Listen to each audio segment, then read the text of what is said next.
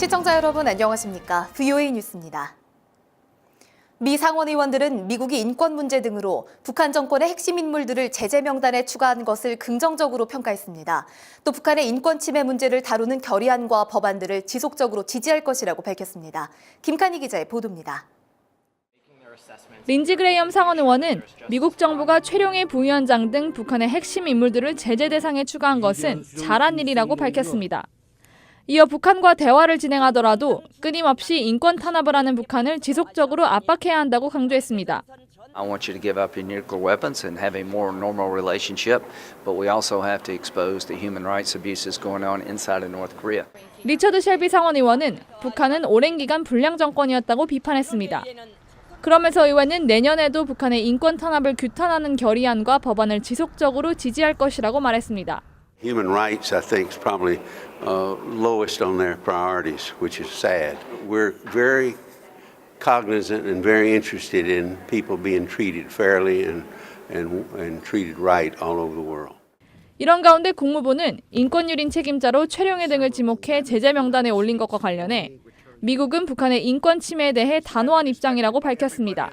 The United States remains resolved to press North Korea. The government to respect human rights. This is something we've spoken out about regularly. We believe that respect for human rights is an essential foundation for a secure and prosperous society.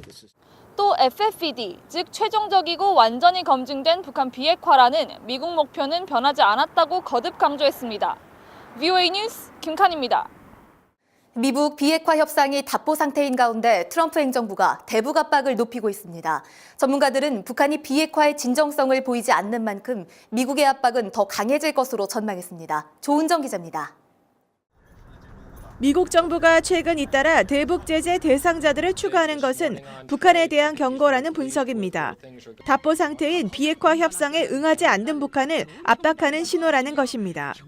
There is a veiled signal to North Korea that the U.S. is displeased, unhappy with North Korea's unresponsiveness to the U.S. America's repeated signals to meet at the working level. 이 교수는 또 북한이 계속 비핵화 협상에 호응하지 않는다면 북한을 압박할 더 많은 조치를 취할 수 있다면서 트럼프 행정부가 제재 완화로 쏠리는 북한 문제에 대해서 최근 인식을 바꾸고 있다고 분석했습니다. Now, South Korea, China, Russia all want sanctions relief for North Korea. So the tide has changed. The balance of power has shifted in Kim Jong-un's favor. And I think belatedly the Trump administration is beginning to realize that. 랜드 연구소의 베넷 연구원도 북한에 대한 압박 강화를 주장했습니다.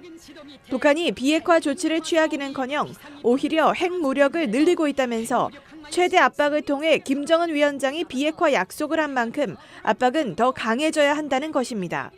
We need to continue the maximum pressure at least until he halts his buildup, which means he stops producing nuclear weapons, and at least until he has then done some degree of denuclearization. 베넷 연구원은 구체적인 북한 압박 방법으로 북한에 대한 경제 제재 유지와 함께 대북 정보 유입 활동 등을 제안했습니다. VOA 뉴스 조은정입니다. 미국 국무부가 북한과 중국, 이란 등 10개국을 종교자유 특별 우려국으로 지정했습니다. 국무부는 11일 마이크 폼페오 장관 명의의 성명을 통해 특별 우려국 명단을 발표하고 전 세계 많은 곳에서 개인들이 단지 신념에 따라 삶을 산다는 이유로 박해받거나 죽음에 직면하고 있다고 밝혔습니다. 이에 따라 북한은 2001년 이후 17년째 종교자유 특별 우려국 명단에 올랐습니다. 미 하원이 미한 동맹의 중요성을 재확인하는 결의안을 통과시켰습니다.